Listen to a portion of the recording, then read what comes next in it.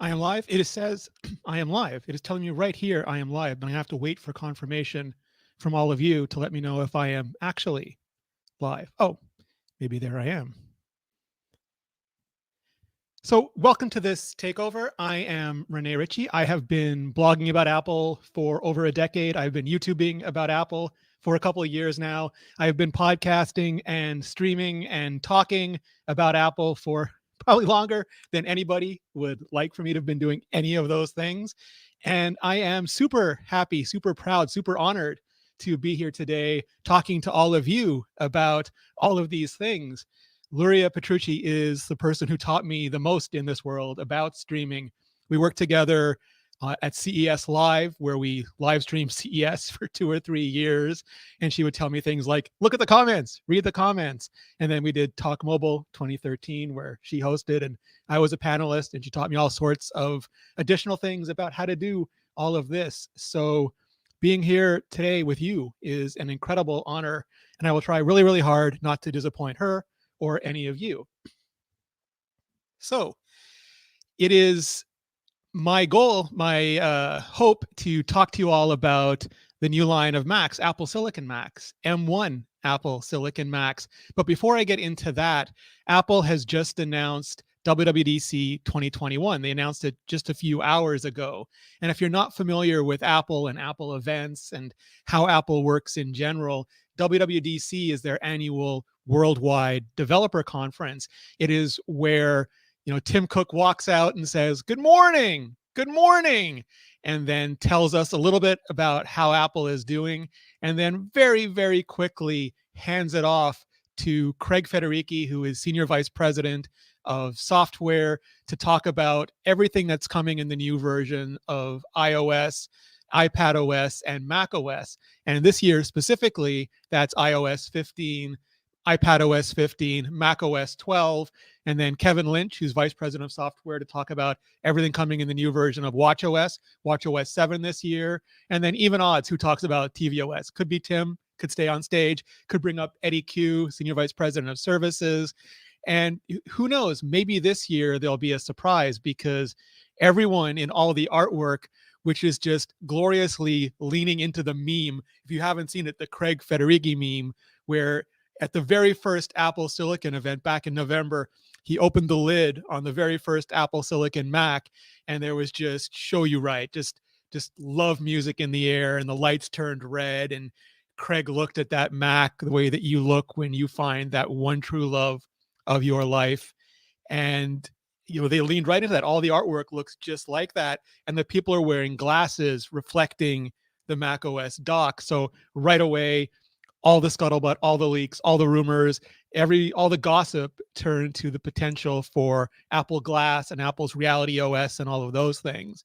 But we're going to keep it focused on the Mac. And WWDC is traditionally really big for the Mac.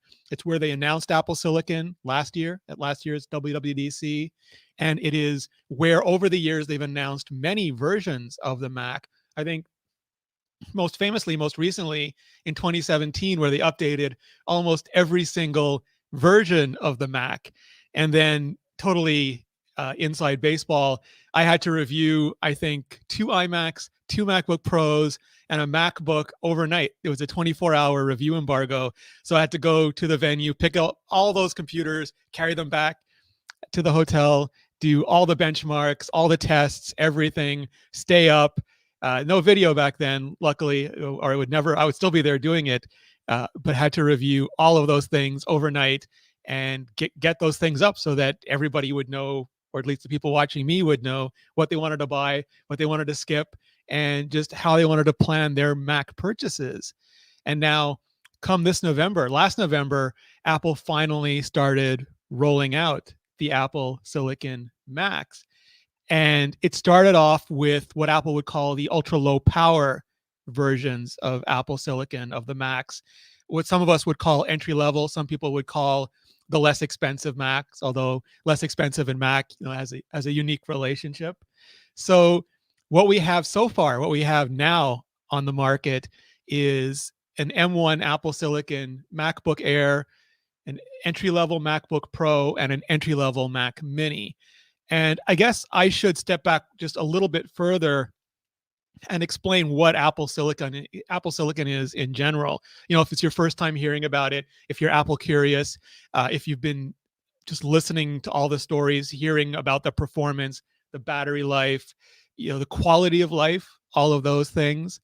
Apple's been making their own custom silicon, their own chipsets, the CPUs and the GPUs and the other parts that run their computers for over a decade now. They started with the original iPad back in 2010, and that was the A4, and that chip rapidly went into the iPhone 4. Steve Jobs, I mean, the story is, and I already see Doc Rock in the stream, so now I got to make sure I get all of these details absolutely 100% technically accurate. But Steve Jobs, there's a story that, he wanted really good sushi at Cafe Max, so he got the world's best sushi chef. And another story is that he wanted the best chipsets for his Mac, so he went out and got the very best chipset makers. And Apple started buying companies like PA Semi, and Intricity, and other companies that had a lot of talent in this kind of silicon. And they got Johnny Srouji, who's now vice president of hardware platforms, hardware technologies at Apple. And they started working on their own chips.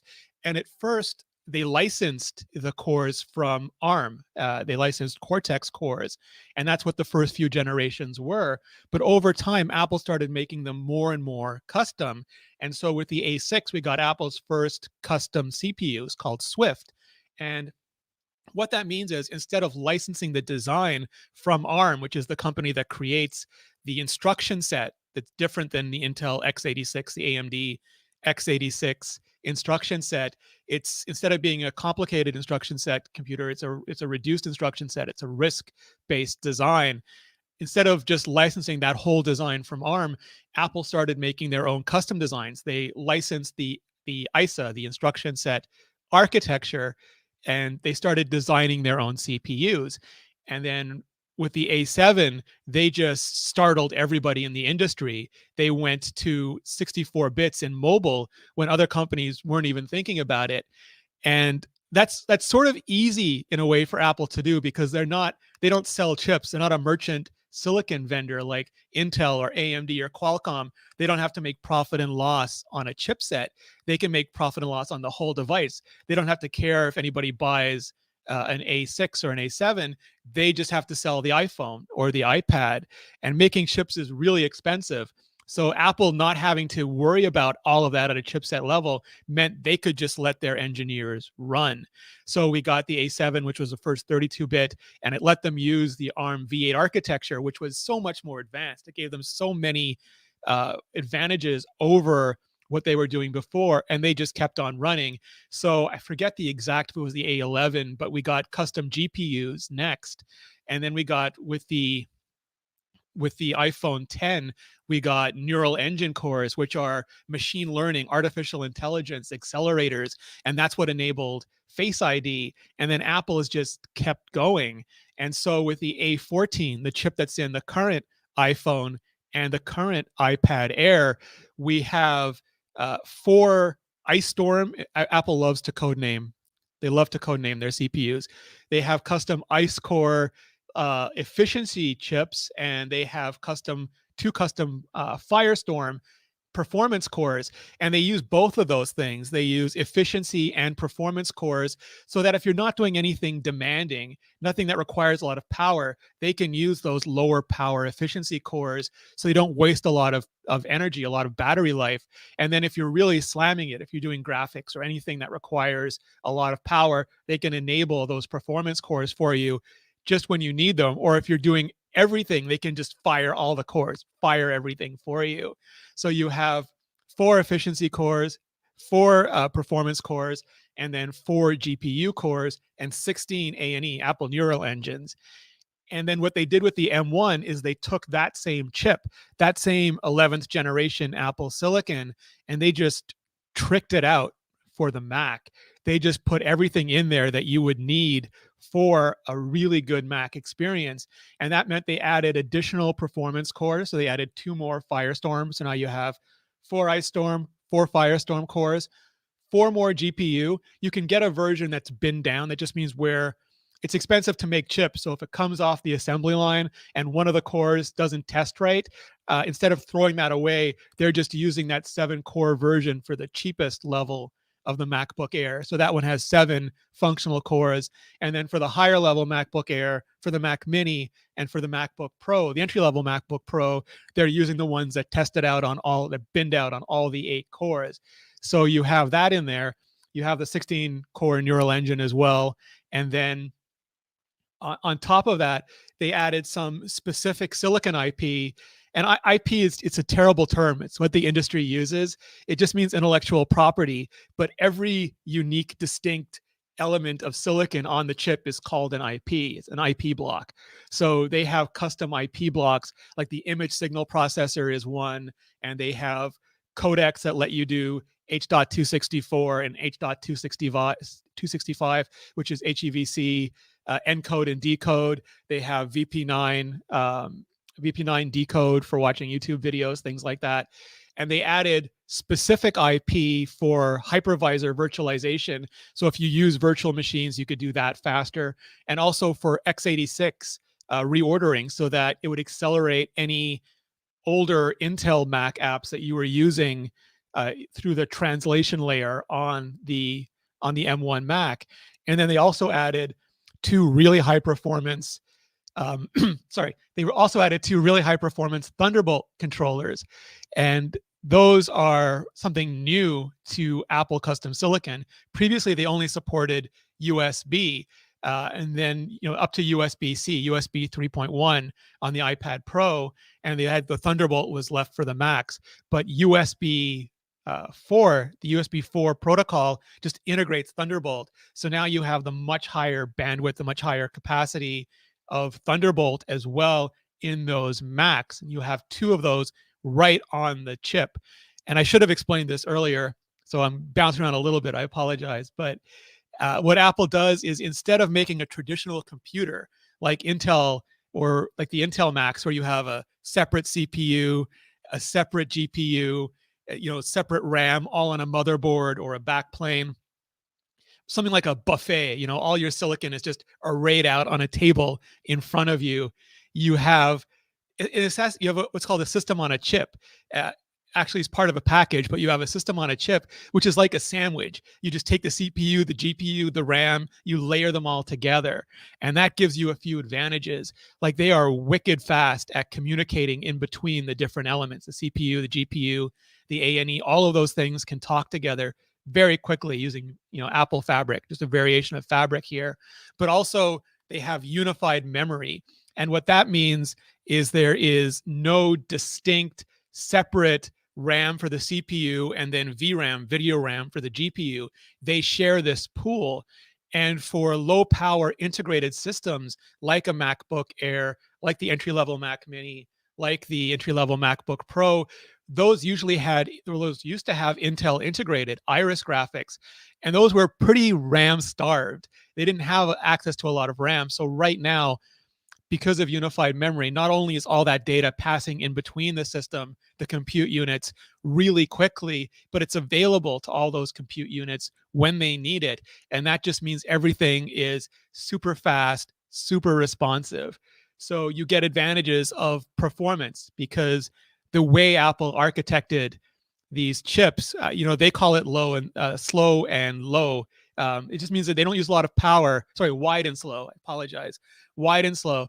So Intel's approach over the years was like just trying to ram things through as fast as possible, sort of like a garden hose with your thumb on it. And everything was super constrained, but it got a lot of pressure to just brute force everything through. And Apple was like, maybe we make this more of a river where everything just flows, but it is so much wider than a hose that we just keep all of this going. It's like having 8 lanes of traffic instead of 2 lanes of traffic. If anything gets stuck, it doesn't just back it all up. Everything gets to keep going. So because of their architecture, because of their efficiency, Apple managed to pull out really, really good performance, even though these are the first specific Mac chips. These are the lowest power Mac chips. These are the quote unquote slowest Mac chips we're ever going to get. They are amongst the best performing single core performing chips in the industry. only the very, very top of, maybe Intel, for, AMD gives you the same level of performance. But when it gets to performance per watt, or how much power that it pulls, it's a different league entirely. If you look at a traditional computer system, you're pulling 60 watts and higher for just the CPU. And some of the latest NVIDIA GPUs are like 300 plus watts. And the iPhone and the iPad, because they were so small and thin, they had to work on like 6, 7, 8 watts. And now in the Mac, even they're working on like 16 watts, which is almost nothing compared to what Intel and Nvidia and AMD are pulling. So it means they use much less power, and that means they give you much longer battery life. So you're getting the best performing Macs ever, and you're getting them with the best battery life ever, like 10, 12, 15, 17 hours of battery life with that level of performance. And the thing for me that's been so transformative isn't even the performance or the efficiency. The battery life is great, but it's just the quality of life that I've found to be such a huge improvement, because you're not waiting anymore. Everything is just instant. It's like iPad level instant. You want to do anything, it just happens. The single core performance, which is the thing that usually governs launching apps, loading web pages, that sort of responsiveness in the user interface, is instant. And because it's also got so many cores, things that are multi-core can really take advantage of it. Again, Doc Rock is going to laugh at me, but I feel like a movie trailer sometimes, where it comes up and it says, "Can you imagine a life without beach balls?"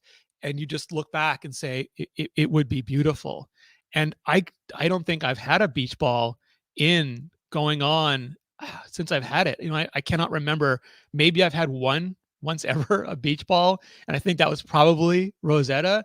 And that kind of quality of life, when you don't have to wait for something to spin up, when you don't have to wait for Final Cut or Premiere or Resolve to beach ball every minute for a few seconds, all of those little seconds, all those little slices of your life come back, and you don't realize how much it reduces stress and it reduces anxiety, and it just creates joy when you're using your computer. Because it's like, I guess, going from a bus to going to a high performance sports car.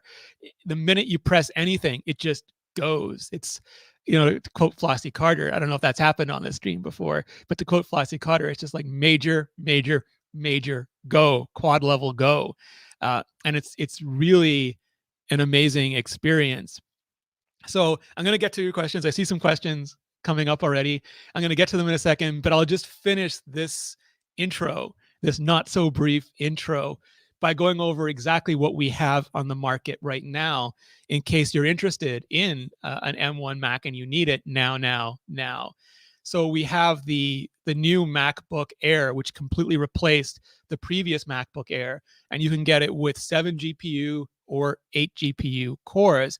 And the thing about the MacBook Air is that it's fanless. It does not make a sound.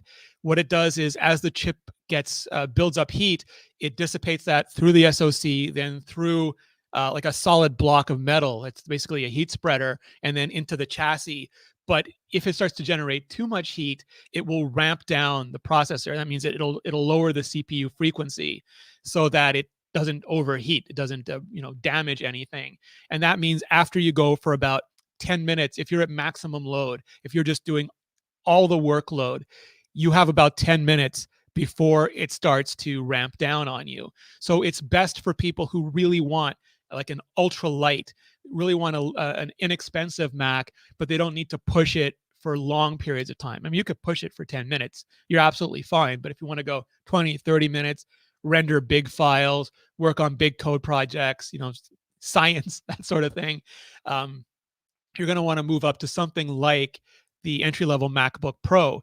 This replaces the old entry-level Mac Pro, the one without the touch bar, but it now includes a touch bar. Still has only 2 Thunderbolt ports, not 4 like the higher level, the higher end MacBook Pros, and it's only the 13-inch screen, so you can't get a larger screen with it yet. But it adds active cooling, which is a fan-like system. And that means that instead of just lowering the frequencies immediately, it'll kick on this cooling system. And it's theoretically noisy, but it is so hard to hear. I have had to torture that machine for 30 minutes and more, and then stick my ear on it to really hear anything.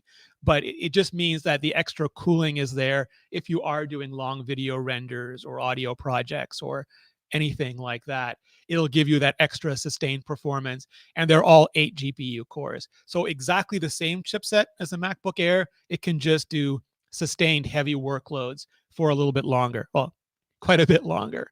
And then lastly, we have a new entry-level Mac Mini, which doesn't replace anything because Apple had removed the entry-level Mac Mini a while ago. They only had the space gray Pro level Mac Mini for the last couple of years, but this reintroduces the silver entry-level Mac Mini. And it, again, same M series M1 chip, which means same single core, same multi-core performance. But its cooling system is so, like the chassis, the constraint, the thermal envelope is so much bigger, and the cooling system so much more robust that it can just run on maximum. Obviously, it's a Mac, but it can run on maximum for pretty much forever. Doesn't have a screen, doesn't have a built-in keyboard, doesn't have Touch ID, any of those things. It's just the box, just the chip, the storage, those things. But if you're doing any sort of really long, sustained, heavy-duty workload, it is utterly there for you. Couple other things, I wouldn't coin them as negatives, but there are limitations that you should know about. These systems only have 2 USB 4 ports, which is the Thunderbolt ports. The Mac Mini also has USB-A and HDMI and a couple other things. But in terms of fast USB storage, MacBook Air, entry-level MacBook Pro, they're capped at 2 ports. Also, the RAM is capped at 8 or 16 gigabytes, and that's on board. It's like a system in package, so you can't change it later. You get either 8 gigabytes or 16 gigabytes when you buy it. Now, if you're not doing much with it, if you're like doing web work, and this is where I might get yelled at by Doc as well, so I'm just going to brace myself. If you know what memory pressure is, so if that is in your vocabulary, you're going to want to get 16 gigabytes of RAM. Unified memory just means that it's more efficient. It doesn't mean that it's more. So I know a lot of people were saying 8 gigabytes is a new 16 gigabytes. Or running like benchmarks to try to show what memory does, but that's not how memory works.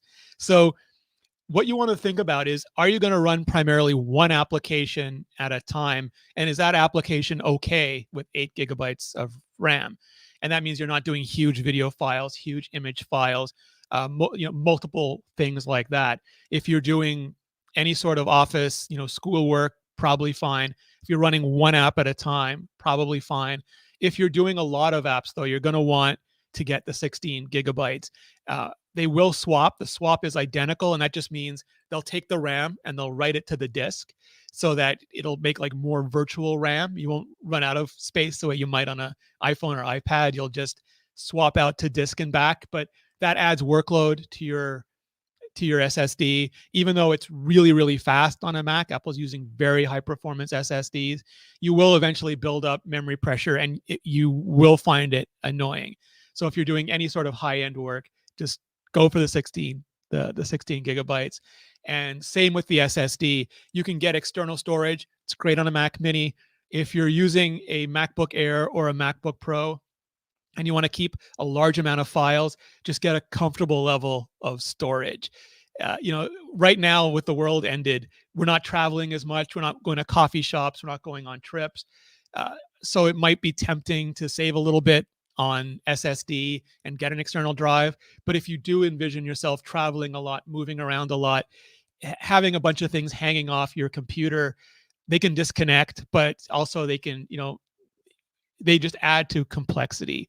So if you're doing a lot of high pressure work, you're going to want enough storage inside your Mac to get you through whatever you need. So I typically max these things out, but I'm dealing with a lot of 4K video editing, and Final Cut is also so thirsty. It is so SSD thirsty that I just max these things out. But that is what we have now. Rumored to be coming next are what we're in the community calling M1X Macs. So what Apple has done historically when they've gone from like iPad to iPad Pro is they've taken something like the A12 and made an A12X out of it. And that just means adding more CPU and more GPU cores to it. With the iPad, it's essentially been what the M1 is: 4 efficiency cores, 4 performance cores, 8 graphics cores. So if you extrapolate that to what a higher end MacBook Pro, a higher end Space Gray Mac Mini, an entry level iMac might be, you could see Apple going to, they'd probably keep 4 efficiency cores. You don't need many more of that, but 8, 16, CPU cores, 16, 32 graphics cores, higher end iMacs, getting into next generation Mac Pros, 32, 64. I don't even want to keep going. 128 cores in these chips. And that's still this current 11th generation Apple Silicon. So it would have the same single core speed. You wouldn't be able to open apps or load web pages or do anything like that any faster, but you'd be able to throw way more cores at any given problem. And then if you extrapolate just a little bit further, potentially M2 Max. So what an M1 is to an A14 in an iPhone 12, an M2 would be to an A15 in an imaginary iPhone 13. So next generation Apple Silicon, which means it would be faster on single core performance. It would have other advantages, more custom silicon. It might start doing more things, actually in hardware than in software. Typically there's like 10, 20, 30% improvement year over year. It varies a lot depending on what Apple's goal is any given year. But that's sort of the roadmap we're looking at. We have M1 now today, if you need it now today. We have M1X, or whatever Apple calls the upcoming higher end MacBook Pro and iMac chips. And then further down the horizon, either this fall or next year, we have M2, the second generation of Apple Silicon. So you have everything available now: ultra low power, really good battery life.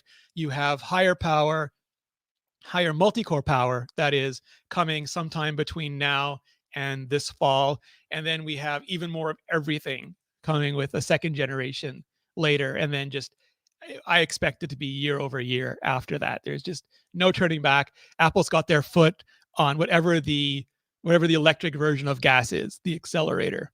So no, I apologize. I didn't dance this in. I'm using a web-based streaming client like an animal. I'm nowhere nearly as sophisticated as Luria, but I was dancing in my heart along with all of you. So that was an incredibly long-winded introduction of basically what you're looking at with the current generation of Macs with M1. And I'm going to start hitting some of the questions now, and then I'm going to go back and take a look at the chat. So let's see what we got here. Jason, Jolie, I'm gonna get all these names wrong. I get my name wrong still, so I apologize well in advance. And you can just yell at me in the chat as much as makes you happy. Would the next generation M1 chips also consume more power as well? I'm wondering if a more powerful M2 laptop would have less battery.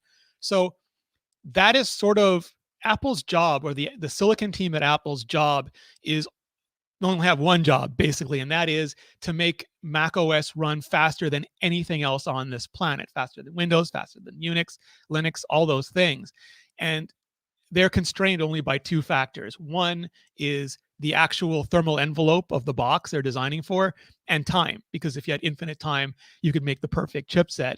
So what they've done recently is their chips just happen to be some of the fastest in the world, but they would sacrifice speed in a minute for battery life. So if you told them they could lose a few percentage points of speed and gain several percentage points of battery life, they would do it. So my guess is the M2, in future generations will try to be even more efficient to make up for the higher power draw. Now, of course, as they go to higher wattage, as they go past 16 into the 20s, 30s, there will be bigger hits on the battery. But if you look at it won't matter on an iMac because it's plugged in. Still nice to be power efficient, but a MacBook, a 16-inch MacBook, you can imagine has more battery to compensate for it. So you can play with the size of the battery cells and the makeup of the battery cells. You can terrace them. You can do all sorts of things to sort of make up for the power. So my guess is, like with the iPad has been 10 hours of battery life forever. Apple's going to pick a target and then do pretty much everything they can to keep it around there. And it might be better or worse some years, but I think overall, that's going to be what they want to hit. Next, we have, what would it take for unified memory architecture to spill into the iPhone lineup? So good news, it started there. Started there with the iPad and with the iPhone, because they've been doing systems on a chip for a decade already. They've had the benefit of unified memory for a decade already. It was really sort of an iOS, iPhone, iPad thing coming to the Mac. It's part of what made the iPads work so well to begin with. The M1 Mini, this is Roy W. Richardson. The M1 Mini seems like with 16 gigabytes of RAM and 512 gigabytes of storage, I should be fine editing Final Cut Pro, and I like the price point. Buy or wait?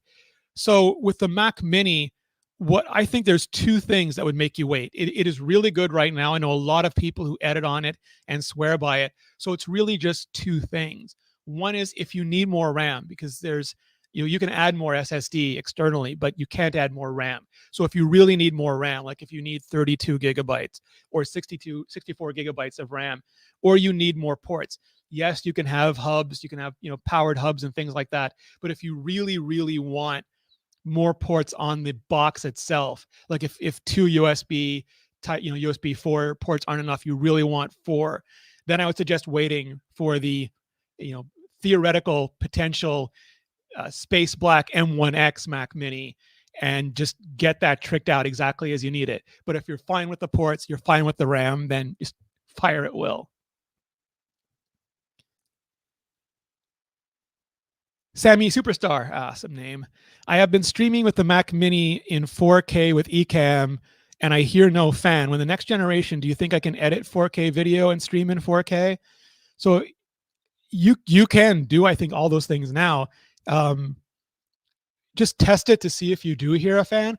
The fans are so quiet. Like what Apple calls a fan, I think it just embarrasses the Intel boxes. Like one of the things I miss from the Intel boxes is I was using it as a heat blanket in the summer. I put my coffee on the Mac Mini. I put the MacBook on my lap. I wouldn't need a heat blanket at all. And they're just so cool. It's so quiet that now I have to actually put a blanket on, like I've gone back in time. Apple's bonded me back a couple decades. But test it out, see when you start hearing the fan, and if that affects your streaming, depending on how much your microphone picks up, dial it back a little bit. But I think just year over year, you're always going to be able to do more with the next version of the hardware. And there's a super chat, and I apologize if I missed any previously, but this is, and I don't have any. Again, I'm streaming like an animal here. I don't have any of the fancy thing. I can do a very Travis style super chat sound effect. Manny Cohn, I hope I'm saying that right. Hi, Rene. I purchased a maxed out non-silicon MacBook Pro. Am I screwed? I want silicon. What should I do? So I'm still using an Intel Mac. I'm using an Intel Mac right now because I use the 16-inch MacBook Pro because I like editing. I use Final Cut Pro. I like editing on that big screen, and I need more RAM and I need more SSD. So I use M1 for other things, and I love it. I like it much better theoretically, but practically, I still need this Intel Mac, and I will until an Apple Silicon 16-inch MacBook or iMac comes out. So, and those machines, Apple's going to support them for 4 or 5 years, with normal updates, and then however they support legacy products going after that. But that Intel Mac is going to keep working. Apple just added a bunch of cool support for more advanced rendering software on the Intel Macs. So by no means are you screwed. Now, if you have extra money and you want to get on the Apple Silicon train, that is entirely up to you. You can do that anytime you want. but you are going to be fine. You're just going to have a little bit more heat, a little bit more fan noise.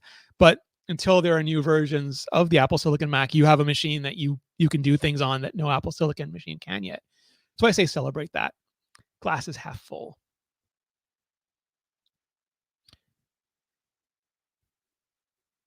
FH Umpire says, if the possible 16-inch MacBook Pro Silicon is a thing, would it have a fan? And yeah, absolutely. It would be similar. It's supposed to get a redesign, so I shouldn't say absolutely. It could come up with some, very Apple-esque new generation fan that's either brilliant or terrible. The way like the Force Touch trackpads are brilliant and the butterfly keyboards were terrible. So you never know. You got to push that envelope to see if you tear that envelope. But my expectation is it would have a fan, because they would want to use that to keep the chipset cool and the frequencies up, especially on a device that's intended for just hardcore, heavy-duty workflows. You really want to be able to run those things at maximum load for as long as possible. Big renders, big compute, all those sorts of things. So I would absolutely expect it to have a fan. Whether you can hear it or not, and how fast, or how soon it kicks in, those are sort of things we'll have to wait and see because of the rumored redesign. We'll see what sort of thermal envelope all of that has. Patrick Chang. Hey, Patrick. I just got the okay to get a new Mac from work. Oh, that's awesome. I already have a personal M1 Mac Mini. Should I wait for the next M1X or M2? And I would if you can, especially because we're in that fun season right now where there could be, if there's no redesign, Apple could, just drop press releases with new Macs anytime. If there is a redesign, they could do an event in April. They just announced WWDC on June 7th. The keynote will be June 7th. And traditionally, Apple debuted the iMac Pro there in 2017, the Mac Pro in 2019. They've updated iMacs and MacBook Pros many times WWDC. So my always advice, and forgive me if you've heard this before, but the advice I give everyone always is wait as long as you possibly can wait to upgrade. And then upgrade when you can't wait any longer, when you really need to upgrade. Then buy the best thing that you can and just hold on to it for as long as you can and have zero regrets, because there will always be something new. There will always be something next. And so you don't want to get in this, that old Bloom County joke. Every time you buy a computer, you might as well throw it away because the next day they announce the new one. You want to wait and then buy when you need to, buy exactly what you need and enjoy it. So I would wait if you can wait. And then, if Apple announces something, pull that trigger. And if they don't and you need to buy, just buy and don't worry about it, because next time you'll get an even better upgrade. Suivant next. French press finance. I love me a good French press. What's the prediction for a 16-inch MacBook Pro with some M variant in the next 18 months? I have been waiting. That is my machine. I have got my sights set. I am 100% locked on the M series 16-inch MacBook Pro. I am going to max it out, and I'm going to not, like second star on the left, straight ahead till morning. Oh wait, Maria's not here. I can do pop culture references. This is amazing. I want Apple to Thanos snap those bezels off. I don't expect it, but I want Face ID so it can know me. I just want all the things. I want the Snyder cut of 16-inch MacBook Pros. I'm hopeful. I was hopeful that we would get it this month in April. With them announcing WWDC already, my expectations are shifting to June for that computer. I'd love to get it sooner. Would really not love to get it later. But I think realistically, between April and October is the sweet spot for these announcements. I would previously have said March, but no March events. RIP. But maybe an April event, if not June for WWDC, if not, an October event is where Apple's done a lot of Mac stuff in the past. I've got all my fingers crossed for April, though. Yeah, Doc, Face ID, it know me. Let's see. Digital analog ham. Is that a green screen behind you? Alas, I do not have a katana.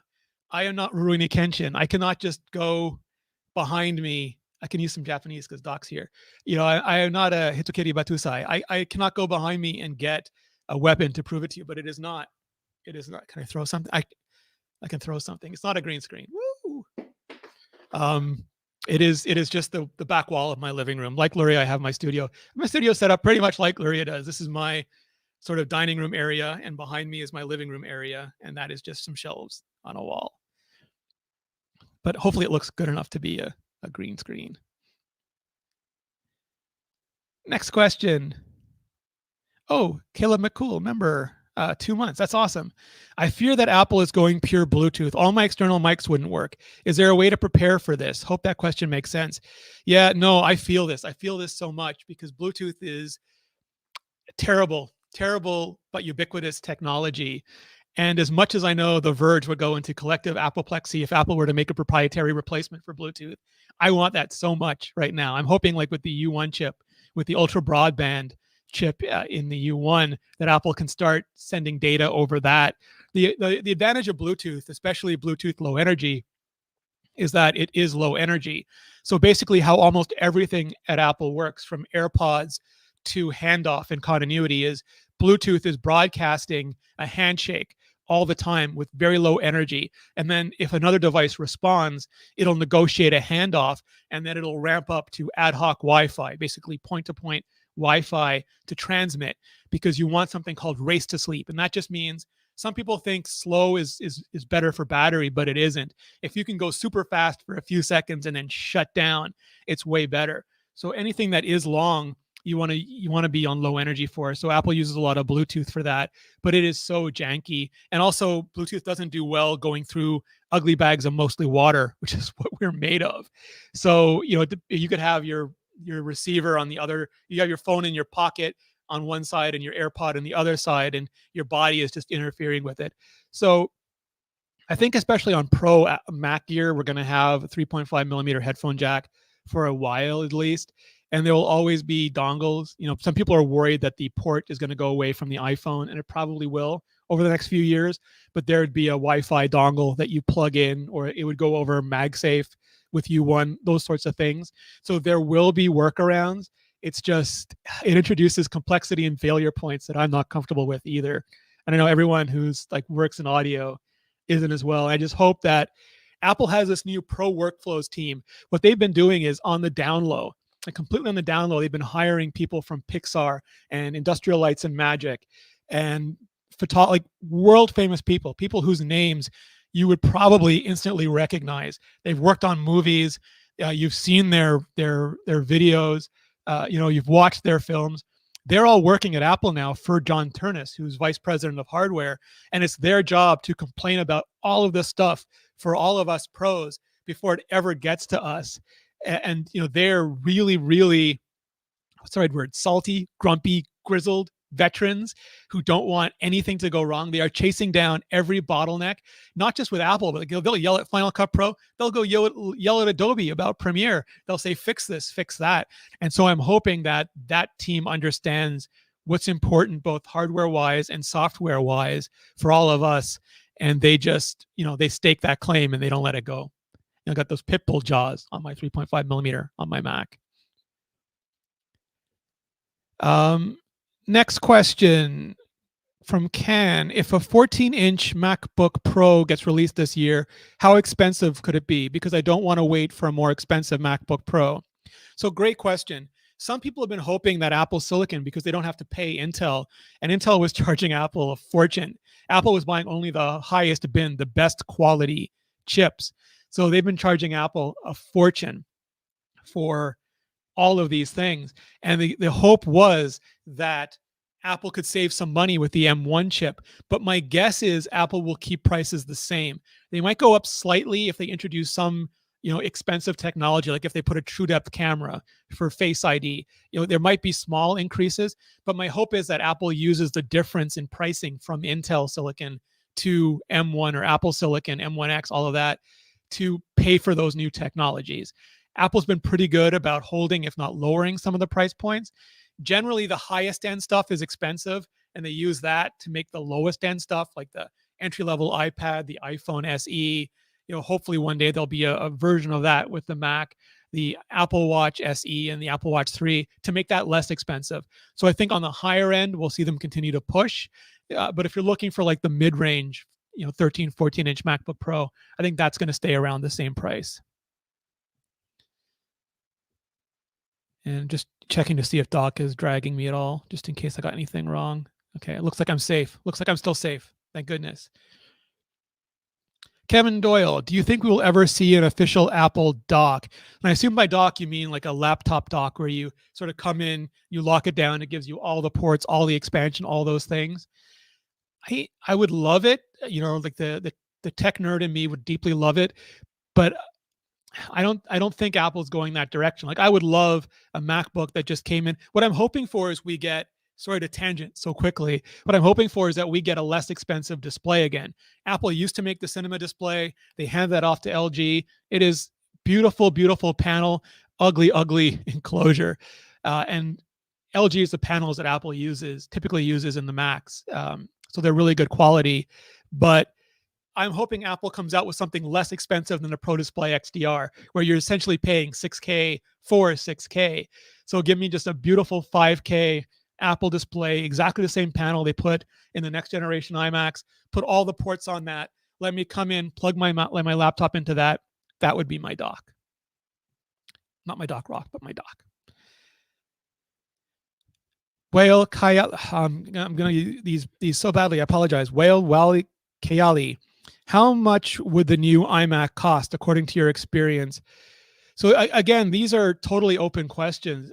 My guess is if they're physically bigger, like one of the rumors are that they're going to go from 21.5 inches to 24 inches and from 27 inches to 32 inches.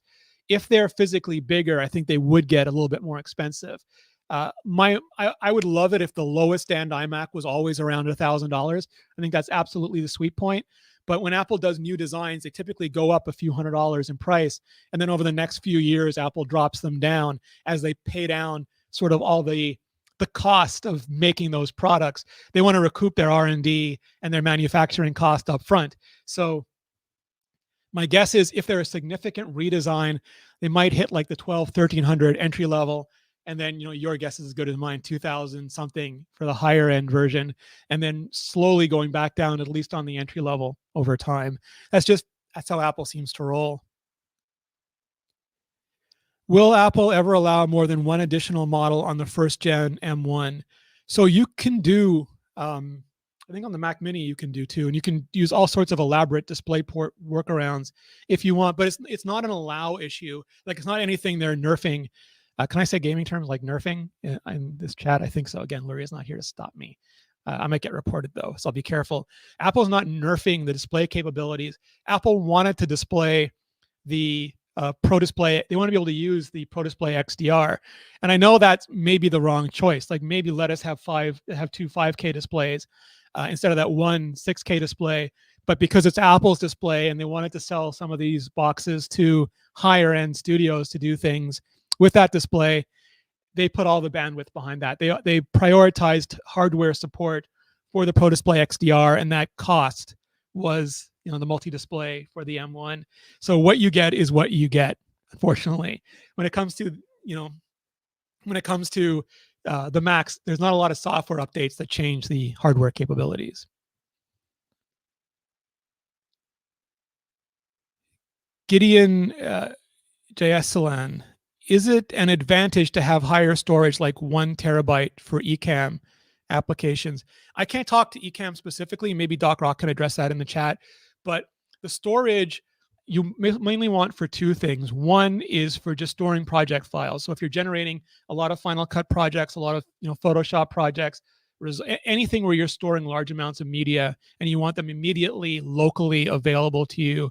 And also because you are going to use up some space for swap files, cache files, render files, all those sorts of things. So a typical rule of thumb is whatever you have now, get double in your next machine. That way, if you're not planning to increase what you do or change what you do, just the natural creep, it's like something's always eating away at your storage. It's just a bunch of files that build up overhead. Something is always eating away at that. So if you get double every time you upgrade, you'll sort of stay even. If you want to add capability, if you want to go from 2K to 4K, 4K to 8K, you want to go to petabyte photography, you want to start doing a lot more things, then actively increase your storage. Or if you're sick and tired of external drives, actively increase your storage. But otherwise, just double what you have now and then adjust as accordingly. Rob Shooney, what is the most exciting thing Apple has cooked up in your opinion? Oh, there's no time constraints on that. That makes it hard. Like even over the last few years, I thought the iPhone 10 was amazing. The Apple Watch has been transformative. Apple Silicon, I think, has redefined what it means to have a traditional PC. The 2018 iPad, I think, was remarkable. So too many things, but I'm going to go with Tim Cook and say that I think the most important contribution they've had is health, and it's not fully materialized yet. That whole department under Jeff Williams, Apple COO, that whole department that includes the Apple Watch and all the stuff that goes with it, I think Apple's biggest contribution is going to end up being health, because it literally saves your life. And I know like an iPhone or a PC can save your life, but the Apple Watch is just sitting there all the time detecting abnormal heart rates. I've had friends and relatives fall, and the 911 falling warning has gone off and helped them. So all of those things are literally life-saving, and so it's got to top my list. Let's see. Pilot's Eye TV member for 2 months. Awesome. What do you recommend for the best configuration for Ecamm Live to switch as fast as Luria always does? I mean, a lot of that is Luria. It's not like not like any of these Macs is gonna pop out a virtual switching Luria, sort of like a holographic doctor on Star Trek Voyager. That would be great though. You'd go like ready to go live, and your hologram Luria steps up and starts doing all the switching for you. And again, you can ask Doc Rock for anything specific to Ecamm. The only thing I'll say is, if you're dedicating the entire computer to it, the Mac Mini is great. If you don't have anything else running on it, just go in, get that Mac, let it do Ecamm, let it do anything that you're doing dedicated, and you'll be extremely happy. And then it's just up to you to get that manual dexterity, that Luria level of switching performance engaged, optimized, warp speed. Zanderissimo. Do you think Apple will release the Airs with sharp sides at the sweet $999 price next year? And so, no, unfortunately, I don't. The rumors for the next generation, like the redesigned MacBook Air, is that it'll be a higher end MacBook Air with an M2 chip in it. And higher end usually means more expensive. So my guess is they're going to keep the M1 around at $999, hopefully bring that down to $899. I think that would be terrific. Sort of like what they've done with previous generation iPhones and iPads. Just leave the old model, reduce the price, make it the new entry level, and then the M2 version with the redesign and with all the new capabilities that it brings, probably be a few $100 more than that. Every time the MacBook Air gets a redesign, it starts off more expensive. The original one, the one Steve Jobs pulled from that manila envelope, was ludicrously, especially the SSD version, ludicrously expensive. And then when the first redesign, the wedge-shaped one, came out, that was well over $1,000, and it came down to $900. Like I think the 11-inch one was $999, but the 13-inch one wasn't. And then it came down to that price. So that's my guess again, is whenever it becomes new and novel, it'll go up in price a little bit. D. Cardona, I would like to get a MacBook Pro 13-inch. Do you recommend the Intel version or M1 version, or should I wait? So if you're looking to get an entry-level MacBook Pro, the M1 is definitely the way to go. It's the newest, the best Mac they've ever made. The performance and battery life are astonishing for an entry-level MacBook Pro. If you need something more, if you need those 4 ports, if you need 32 gigabytes of RAM, if you need 4 terabytes of storage, and you need it today, like right now, you have to get an Intel version. If you can wait, and see what happens in April, what happens in June, then when Apple does introduce a 13 or 14-inch version of that machine with an M1X or whatever they call it, with the higher RAM, the higher storage, 4 ports, I would definitely wait to get that. So it goes back to my always advice. If you need now, buy now, be happy. But if you can wait, just wait as long as you can possibly wait.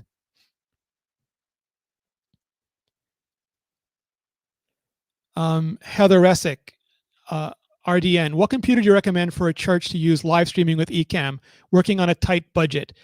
So again, I'm going to defer to Doc on all things Ecamm, but if you're on a budget and that's all you're going to be doing with it, just running that one application, then the Mac Mini, the M1 Mac Mini is the least expensive. It's like $700, drop it in, let it go to work. It's the least expensive way to get in there. You might even, if you're on a really tight budget, be able to find some in the Apple refurbished store. I don't recommend refurbished computers from anyone but high profile manufacturers and vendors, because you never know when you'll be surprised with water damage or bad components. But if you're getting it from Apple or a really high profile Apple reseller, you can save a little bit of money if you get the refurbished version. But otherwise, M1 Mac Mini. Doc says it there too. M1 Mini and done. Love it. Doc mic drop. Canville Goyle. So iPad Pro is launching April or June? Unknown. We were all hoping for it in March. Like, it looked like it was ready to go.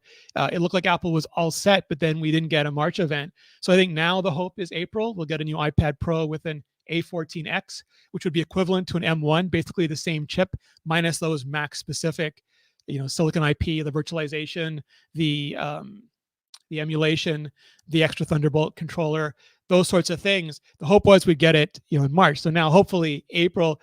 If Apple doesn't do an event between now and WWDC, though, I would be super surprised if we didn't get it by June. Maz Electra, awesome name.